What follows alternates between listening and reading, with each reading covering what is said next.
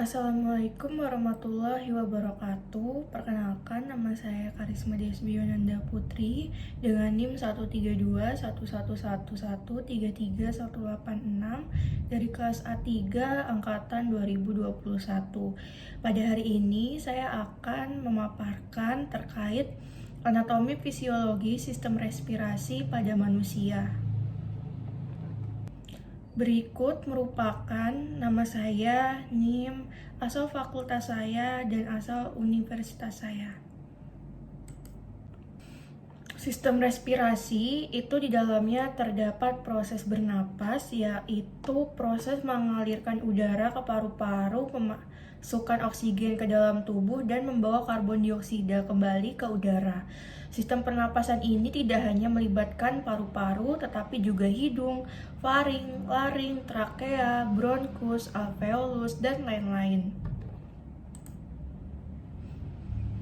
Berikut merupakan anatomi dari sistem respirasi pada manusia.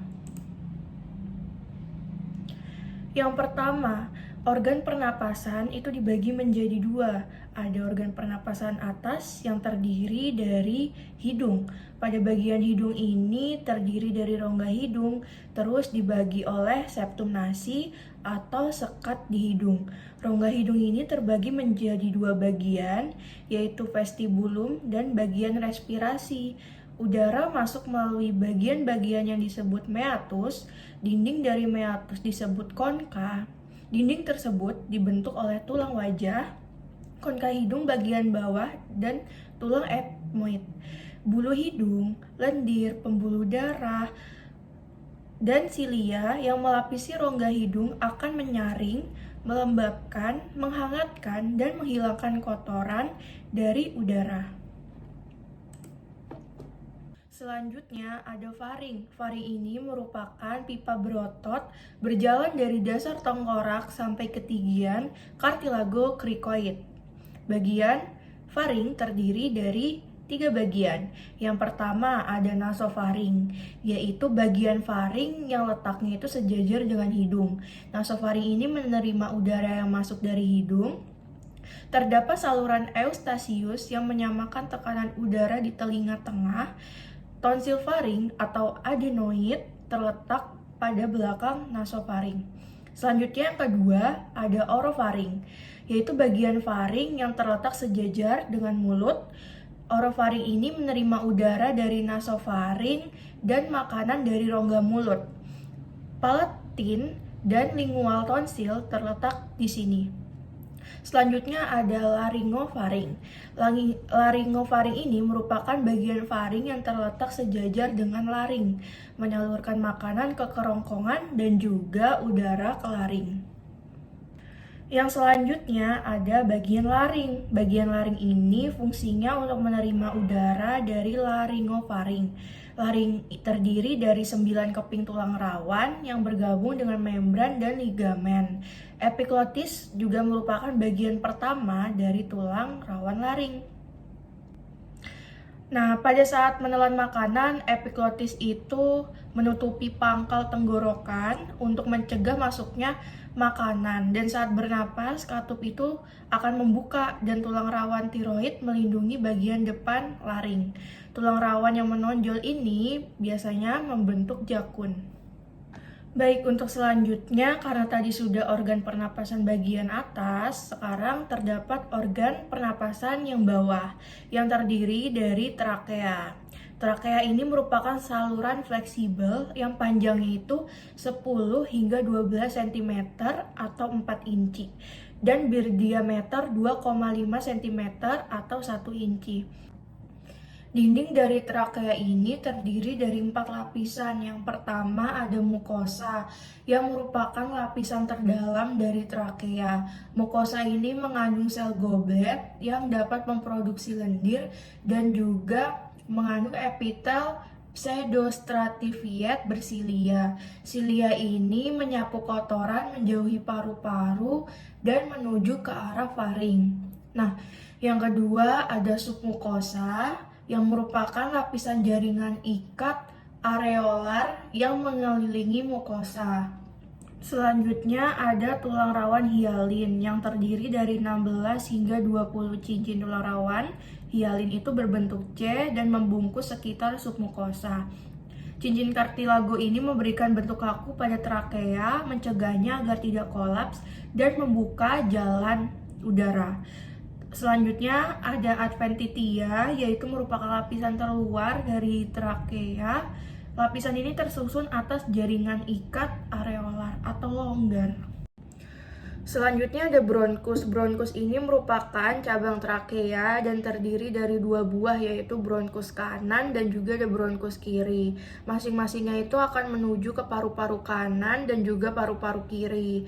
Jadi yang cabang kanan ke paru-paru bagian kanan, terus yang cabang kiri ke paru-paru bagian kiri. Nah, kalau untuk bronkus yang bagian kanan itu lebih besar, pendek, dan tegak dibandingkan bronkus yang bagian kiri, yang terdiri dari 3 cabang dan tersusun atas 6 hingga 8 cincin rawan. Sedangkan bronkus kiri itu lebih panjang dan langsing, terdiri dari 2 cabang dan tersusun atas 9 hingga 12 cincin rawan. Nah, kalau untuk organ percabangan dari bronkus, yaitu yang pertama ada bronchiolus, terus ada bronchiolus terminalis, bronchiolus respiratory, dan ductus alveolar dan saccus alveolar. Selanjutnya ada alveoli. Nah, pada alveoli ini sebelumnya ada saluran alveolus, yaitu cabang akhir dari pohon bronkial. Setiap saluran alveolar diperbesar itu seperti gelembung yang panjang, dan masing-masing dari pembesaran itu disebut alveolus, dan sekelompok alveolar yang bersebelahan itu disebut kantong alveolar. Beberapa alveoli yang berdekatan itu dihubungkan oleh alveolar pori-pori. Nah, yang terakhir untuk organ bagian pernapasan bawah itu ada paru-paru. Jadi jaringan paru-paru ini sifatnya elastis, terus juga dia berpori dan seperti spons, seperti kerucut, berbentuk badan yang menempati toraks, mediastinum, rongga yang berisi jantung memisahkan kedua paru-paru. Paru-paru kiri terdiri dari 3 lobus dan paru-paru kanan terdiri dari 2 lobus. Setiap lobus paru-paru ini dibagi lagi ke segmen bronchopulmonalis masing-masing dengan bronchus tersier, yang dibagi lagi menjadi lobulus yang masing-masing dengan bronchiale terminal. Pembuluh darah, pembuluh limfatik, dan juga saraf itu menembus masing-masing lobus. Nah, kalau untuk setiap paru-paru itu memiliki fitur sebagai berikut. Yang pertama, puncak dan dasarnya mengidentifikasi bagian atas dan bawah dari paru-paru. Permukaan masing-masing paru-paru berbatasan dengan tulang rusuk depan dan belakang. Terus yang ketiga, di permukaan mediastinal, medial, di mana masing-masing paru-paru itu menghadapi selain paru-paru. Saluran pernapasan, pembuluh darah, dan pembuluh limfatik memasuki paru di hilus. Yang selanjutnya ada fisiologi dari sistem respirasi pada manusia. Nah, yang pertama ada respirasi eksternal. Yang dimaksud respirasi eksternal ini merupakan semua proses yang menyangkut pertukaran antara O2 dan CO2 antara lingkungan luar dan cairan interstitial tubuh.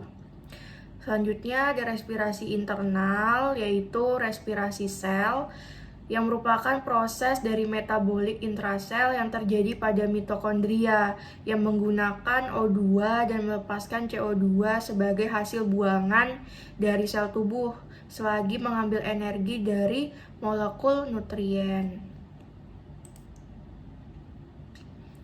Selanjutnya ada transport gas pernapasan, yaitu ada ventilasi paru, yaitu untuk mempertahankan ventilasi alveolar yang kuat. Hal ini digunakan untuk mencegah penumpukan karbon dioksida di alveoli dan mencapai pasokan oksigen yang konstan untuk ke jaringan.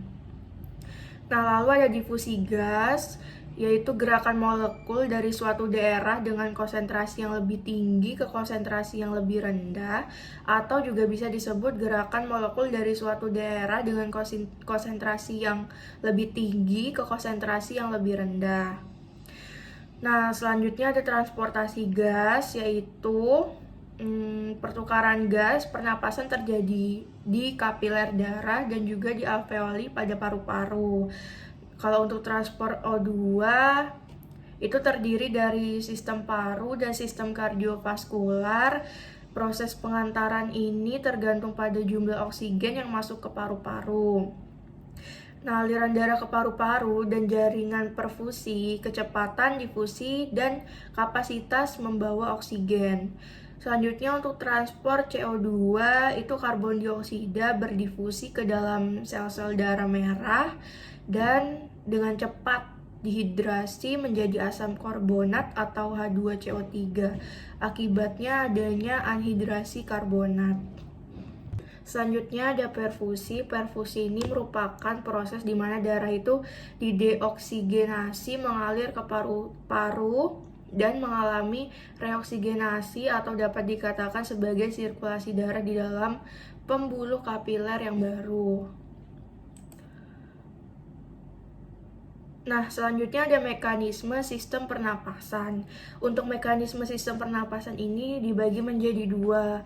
Yang pertama ada inspirasi, yaitu terjadi ketika diafragma dan otot interkostalis eksternal berkontraksi. Kontraksi diafragma atau otot rangka bawah paru-paru itu menyebabkan peningkatan ukuran dari rongga dada.